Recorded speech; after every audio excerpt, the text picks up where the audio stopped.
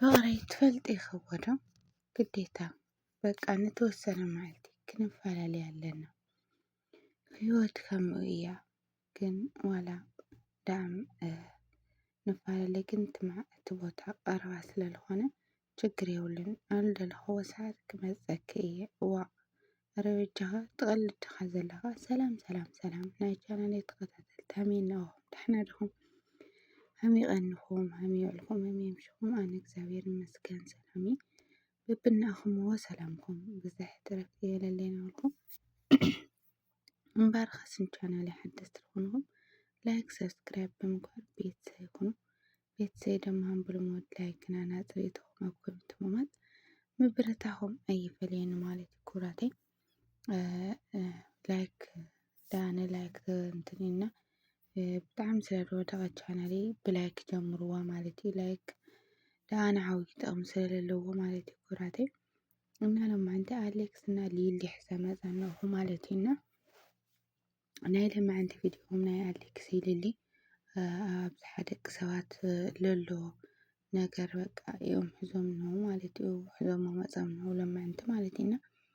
እንታይ እሱ ያው ኣሌክስ ደብረ ዘይት ክኸድየ ብስራሕ ምክንያት ክኸድየ ንሽዱሽተ ወርሒ ዝኣክል ስራሕ እኒአኒና ኣብ ቀዳምን ሰንበትን እውን ክመፀኩም ክኽእል እየ ካብኡ ድማ ቀረባ ስለዝኾነ ችግር የብሉን ክመላለስ እናተመላለስኩ ክሪአኩም ክኽእል እየ ይብልዋ ማለት እዩ እና ናይ ሊሊ መልሲ ድማ ብጣዕሚ ዝመረረ እዩ ነይሩ ቤተሰብና ንምንታይ በቃ ንምንታይ ትፍለይ ንምንታይ ካብ ውላድኻ ኣይከባንየሲ ንምንታይ ኢኻ ትፍለይ ዝብል ቁጣዕ እዩ ነይሩ ብቻ ቤተሰብና እሱ ድማ ንሂወትና ንኑሮና እዩ ድሕሪ 6 ወርሒ ብዙሕ ነገር ክቅይረልና እዩ እዚ ስራሕ እዚና እዚ ዕድል እዚ ከምልጠና የብሉ ይብልዋ ማለት እዩ ቤተሰብና ኣነ እንታይ እየ ተዓዘብኩ ካብዚ እሳ ትምፍልላይ በቃ ዋላ ደኣ ናመፀና ከደይረያ ግን በቃ ኣነስ ክፈላለ ይደሊ ካባኻ ክፈላለ ትፈላለ ዋላ ንሰዓታት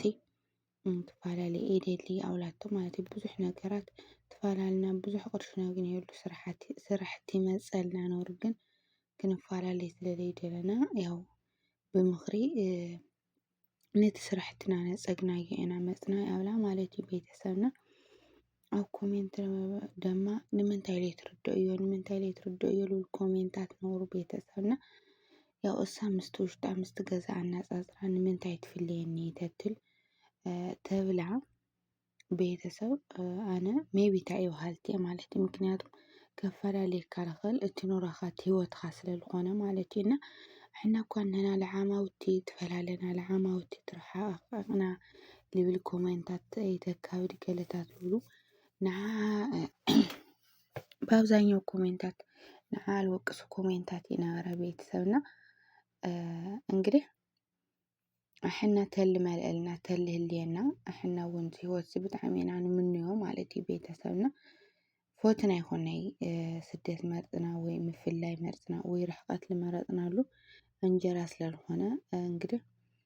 በቃ ውሽጥና እኮነ ምናረና ለይሞልአልና ምዃንና ስለዝረአና ከይፎተና በቃ ናመረረና ርሕቐት መርፅና ንቕመጥ ኣለና ማለት እዩ ብሓቂና እዚ ክብለኩም ከለኹ እንታይ እዩ ሰብ እውን ተለይህልያ ምንም ነገር ኣማራጭ ተለይህልያ ውሽጣ ምንም ነገር ውሽጣቶም ምንም ነገር ከለይህልዮም ገዝኦም ጥራሕ ተለኾን እዚ ነገር እዚ ኣይትመርፆ ይበሃልቲ ኣነ ማለት እዩ እና በቃ ዝኻፈአካ ነገር እንድሕልየለ ብቻ ኣይነው ያኒ ብጣዕሚ ካብኡ ብላዕሊ ይልምነ የሎ ዳኣሚ በቃ ትነብሮ ህይወት ለግዚኡ ህይወትካ ምቹው ተኾይኑ ብሓቂ ብሓደ ዝመስልዎ የለየሉ ኣነ ማለት እዩ ቤተሰብ ከም ኣነ መጠን ትማሊ ብዛ ዓመት ዝፈለጥናዮም ሰባት ከምዚ ተቐይሮም ምናምን በቃ ያኒ ኣብ ዝሓሸ ህይወት ላነበሩሲ ካብዚ ብላዕሊ ደስ ዝብለካ ነገር የለይ በዚ ኣጋጣሚ 10 ዓመትና እኒአና ወላ ሶሻል ሚድያ ምንም እንትና ስለለይ ጠንከርና ስለለይ ጠቐምናሉ ምንም ለውጢ የግነናሉ ወላ ስደት እውነት 10 ዓመታት ስደትና ኳሲ ሃምናቶም ለውጢ ኣየምፃናይ ማለት ኢና ሊሊ ካብ ኣነ ትፍለይ የብልኻይ በቃ ምስ ኣነ ኮይንካ ዝሰራሕካዮ በይቅኻ ንፈላለየ እየደሊ ተብላ እዚ ቤተሰብ መቤታዩ በሃልቲ ኣነ ማለት እዩ ኩሉ ሃም ገዛ ሃም ውሽጥኻ እቲ ውሽጣ እሳን ትፈልጦ የልብል ኣነ ዋላ እኳ እሱ ካብኡ ብላዕሊ ደልዩ ካብኡ ብላዕሊ ገንዘብ ካብኡ ብላዕሊ ለውጢ ደልዩ ዋላ ሓተውቶ ተበለሳ ግን እቲ ምፍልላይ ኣይደልዮተይ እቲ ምፍልላይ ትራሕቕኻ ምንባር ኣይደልዮተይ ቀሪሩ ኣነ በቃ እናተመላለስኻ ናቐንኻ ትመፀንሲ ኣነ በቃ ለሰዓታት ከይድኻ ወፅኻ ደገ ትምለስኳስ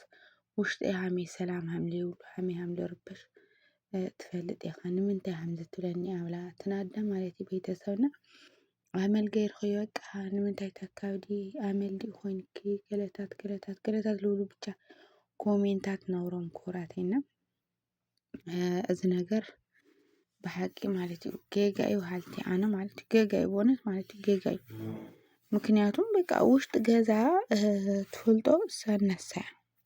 ማንም ይኾንቲ ትፈልጦና መቤታይ እውን ለሰባያ በቃ ትፍልየኒ ይደሊ ትብል መቤታይ ለለና ኣኽለና ጎና ጎኒ ኣብዚ ብሓደ ኮይና ንሰርሖ ይኣኽለና ይብላ እቲ ለምጾ ሓሳብ ትነጽጎ መቤታይ ከዚ ሓደ ሰብ ኣነ ንስደት ከይደስ በቃ ክስደት እየ ስደት ከይዱ ክሓልፈልና እና ንፈላለይ ተውልክን ሃም ባዕልኸን ንሶዶማ ተውልክንሲ በቃ ትትነብሮ ህይወት ድማ ጽቡቕ ህይወት በቃ ብሓቂ የቤተሰብ ጽቡቕ ህይወትና ነበርክን ግን ካብኡ ብላዕሊ በቃ ከምጽእ ክኸድ ተልብለክንሲ ታይ ምበልኽን ንባዕልኽን ያውዚ ንኣኽን ጥየቀ የድሊ ይብል ሕሰብ ማለት ኢና በተለይ ደቂ ኣንስትዮ ልወቐሳ በቃ ንጎይ በእውነት ልወቐሳ ሓደ ግዜ ምምዝዛን እውን ልልእ ማለት እዩ ኣብዛኛው ኣብ ፍቅሪ ይኹን ኣብ ሓዳር ይኹን ርሕቐት ተልዩ በእውነት ቤተሰብ ኣብ መንጎኻ በቃ ክፍተት እናተፈጠረ ይድኸድና ጽቡቕ ኣይኮነ የልብል ኣነ ብኣነ ሃማነ እቲ ምፍልላይ ትፈላለኻ ብርሕቐት ምቕማጥ ጽቡቕ ኣይኮነ የልብል ለዛውም ብደንብ ናሰርሑ ማለት እዩ ብጣዕሚ እዮም ዝሰርሑ ሓቂ ለምንጋር ማለት ኢና እሱ ጽቡቕ ኖሮ ከንብሮም ይብል ልሕስ ኣነ ግን ያው ከዝለለናዮ ኩነታት በቃ ለለዎ ለይብሉ ሓደ እዩ በቃ መምረሪ ለይብሉለ በቃ ንከግኒ ይጽዕር እቲ ለለዎ ለለ ካፍቲ ለለዎ ብላዕሊ ንክረክብ ንከግኒ ይጽዕር ማለት ኢና እዚ ስለንኾነ ናይ ደቂ ሰባት ህይወት በቃ ብሓፈሻ ህይወትናስ ተመስገን እናልተውሃበና ነገር ምንም ለይና መስግን ምንም በቃ እስቲ ኣኽለኒ ለይንብል የና ማለት ይሕና ደቂ ሰባትና ናይ ኣሌክስ እዚዩ ክብል የልደሊ ኣነ ማለት ኣነ ናይ ሊሊ ደጋፊት እየ ብሓቂ ማለት እዩ እውነት ይምረር ይሕሰብ ብሓደ ልመስልዎ የለ ኣነ ዝክብል ከለኹ ግን በቃ ውሽጦም ርእየ ማለት እዩ ለለዎ ህይወት ጽቡቕ ምዃኑ ስለልርእዮ ብዚ ኣነ ለኣ ክድግፋ ልኸኣልኹ ማለት ቤተሰብና ከይተረዳእናያ ኣይነምርር ኣይንጽሕረፍ ለየድሊ ኮሜንታት ኣይነቕመጥ ሃልቲ ማለት ይኩራተይ እና ናይ ሎማዓንቲ ቪድዮ እዚ ይመስል ነብሩ ብቐጻሊ ቪድዮ እስካብ ንራኸብ ሰሰናይ ነበርኩ ብዚኣ ክሳናወተኩም ማለት ይኩራተይ በድጋሚ ቤተሰብ ይደኾንኩም ሰብስክራይብ ብምግባር ቤተሰብ ሆኑ ብቀናና ማለት ይኩራተይ እና በድጋሚ ሰሰናይ ዘጽቡቕ ጠጥዕሙ መሞቻው ለበለና ኣኹም ነብልኩ ክሳናወተኩም ኩራተይ ባይ ባይ